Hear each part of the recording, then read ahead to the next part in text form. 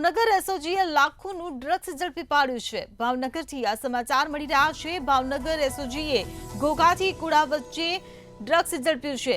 SOG PI દ્વારા બાતમીના આધારે આ રેડ કરવામાં આવી હતી। ત્યારે આશરે 30 લાખ રૂપિયાનું ડ્રગ્સ ઝડપ્યું હોવાની પ્રાથમિક માહિતી મળી રહી છે।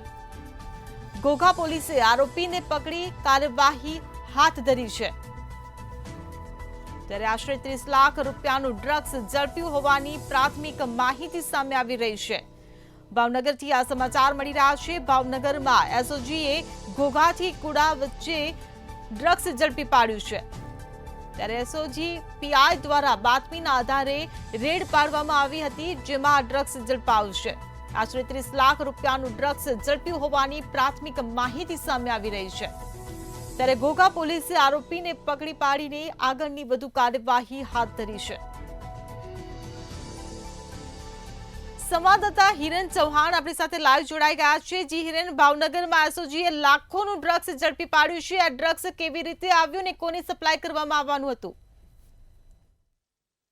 જે ચોક્કસ જણાવ તો ભાવનગર જિલ્લામાં એસઓજી દ્વારા છેલ્લા ઘણા દિવસથી ડ્રગ્સ નાબૂદી કરવા માટે સ્પેશિયલ ઓપરેશન ચાલી રહ્યું છે। ત્યારે ભાવનગર એસઓજીના પીઆઈ સુનેત્રને બાતમી મળી હતી કે 3 ઇસમો છે તે ભાવનગરની રોરો ફેરી મારફતે ડ્રગ્સ છે તે સુરત તરફ જઈ રહ્યા છે। તેને લઈને એસઓજીની ટીમ છે આજ રોજ ભાવનગર ઘોઘા ખાતે જે રોરો ફેરીનો ગેટ છે ત્યાં આગળ વોચમાં હતા। જેની બાતમી મળી હતી તે કહી શકાય કે 3 શખ્સો ગેટ પાસે આવતા જ એસઓજી પોલીસે તેમની તપાસ કરી હતી।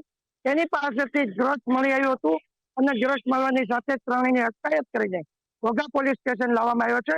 પ્રાથમિક માહિતી મળી રહી છે કે અંદાજે 30 ગ્રામ આસપાસ આ ડ્રગ્સ છે અને જેની કિંમત 30 લાખની રૂપિયાની આસપાસ થઈ રહી છે। પરંતુ એસઓજી પીઆઈ પોતે અત્યારે હાલ તપાસમાં છે। ત્રણેય આરોપીની પૂછપરછ શરૂ છે। એસઓજી પીઆઈ દ્વારા ત્રણેય આરોપીને આ ડ્રગ્સ ક્યાંથી લાવ્યા અને રોરો ફેરી મારફતે ક્યાં લઈ જવાના હતા અને કોને દેવાનું હતું તે તપાસ હાથ ધરી છે। જી હિરેન, સમગ્ર માહિતી બદલ આભાર।